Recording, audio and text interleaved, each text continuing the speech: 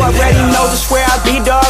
I ain't being cocky, but Philly what I'm reppin'. Watch me check it like it's hockey. I ain't tryna get it twisted. If you get it, then you got me. If you with it, cool. If not, I'll treat you like a Tamagotchi. I'ma let you down point. Yeah, I never disappoint. What's going on, guys? JHoyt back with you today.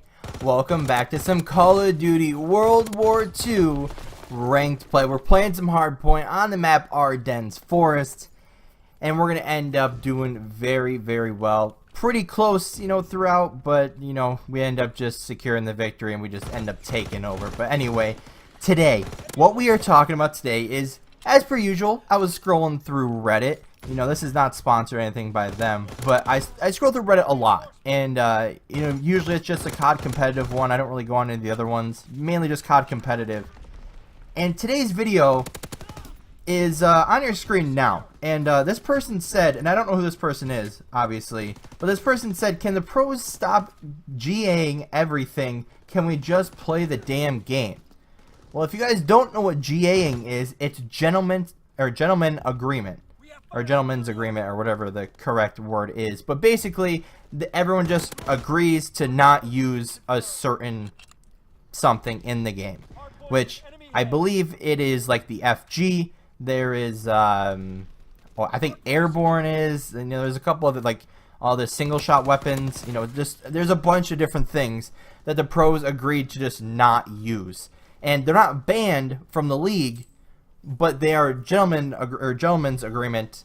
That's so hard to say, but they are basically banned by the pros in just a agreement between teams.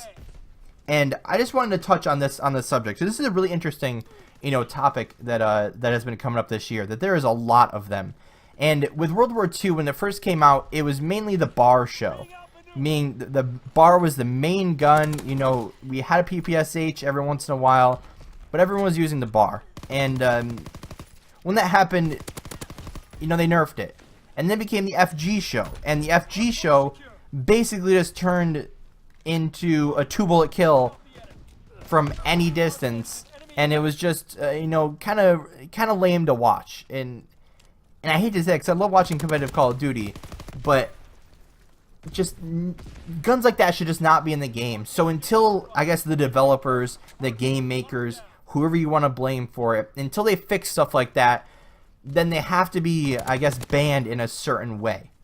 For casual players, people that like using the FG, or like using, I guess, the single shot weapons, or, the signal flares, or the throwing knives, or whatever else is banned, the shotguns, the LMGs, the everything like that, the public match players that like using that, everything keeps getting, I guess, nerfed because the pros don't like it, or don't like it in a certain way.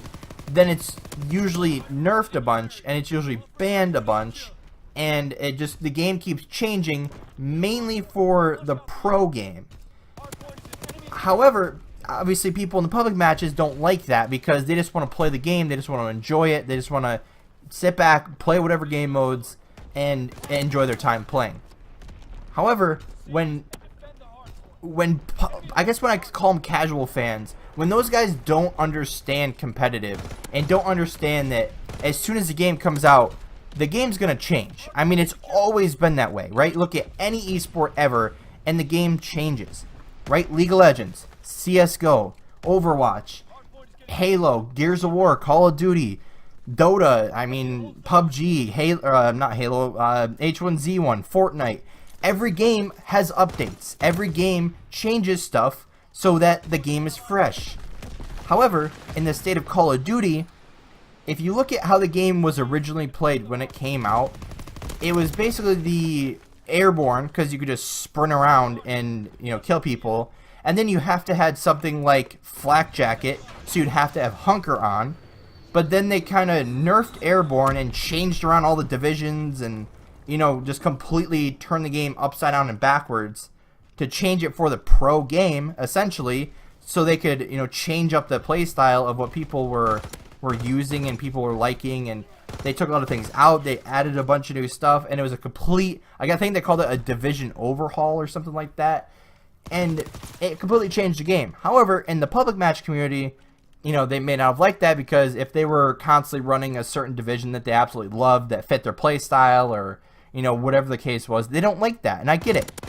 But they have to understand that there is a pro scene for pretty much any game.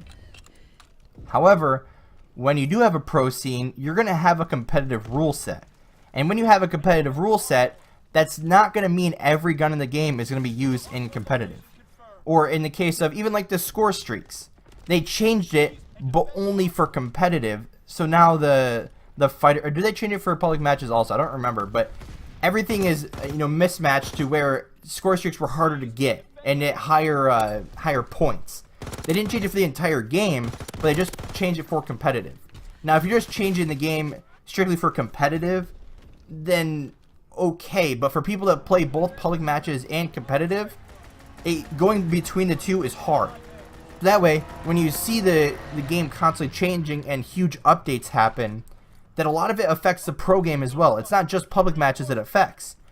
So when a gun gets nerfed, or a gun gets buffed, or they add a new gun, or, you know, whatever the case is, it's going to change the game. Whether it's public match, whether it's competitive, that is going to change. But when people say, can the pros stop gentlemen's agreement to, you know, not use certain things, you have to understand that there are some things that are overpowered in this game, such as single shot weapons, the FG, the burst gun, you know, then stupid things like shotguns and LMGs, you know, the signal flares, the throwing knives, the satchel charge, you know, everything like that people hate being used against them. Those things are going to that should be banned out in the competitive rule set, have to be gentlemen's agreement to not use in case of having the best competitive play. Now, everyone has their own opinion on what, you know, competitive Call of Duty should be, but in this case, they take a lot of feedback from the pros, and they use that in their decisions to take in gentlemen's agreements, take in the bans for the league, take in, you know, every type of, you know, rule set to make everyone happy. Like I said, if they're gentlemen's agreeing things to not use certain things in the game, then you have to understand that, you know, not everything's going to be used. Some things can be broken and shouldn't be used in competitive, right? I mean, you look at like CSGO, they've changed the game how many times to where they've gotten it to where they want it, but it's still just like, okay, there's going to be changes eventually. There's going to be probably in the next biggest update. I don't see them really changing the game, but it's still just like, things are going to be fixed, right? Bugs, exploits, guns that get too overpowered, you know, money changes, you know, all depending on how the pro players play. You got to realize that the pro players kind of determine, I'd say, like half of the updates. I mean, not just pro players, and you can't really blame them because they're trying to play this game competitively. Yet with Call of Duty, it's based for casual players. But for myself, I started as a casual player, right back in Black Ops 1.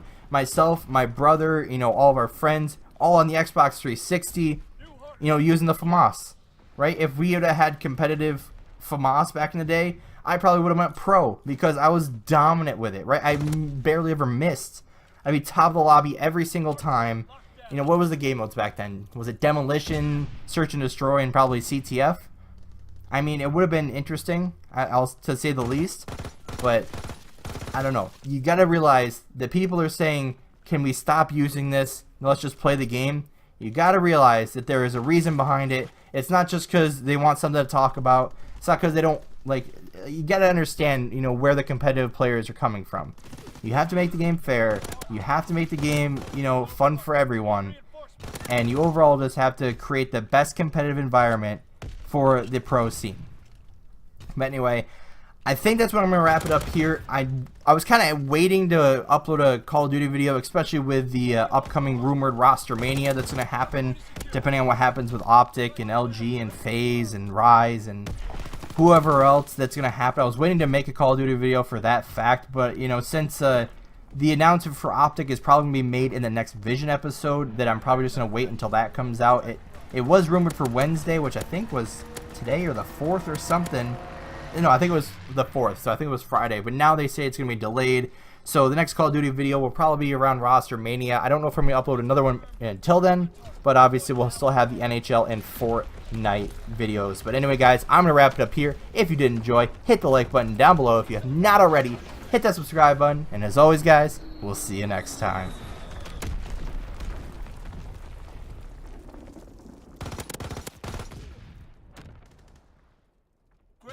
I want you forever, even when we're not together. Scars on my body so I can take you wherever. Like, I want you forever, even when we're not together. Scars on my body, I can look at you and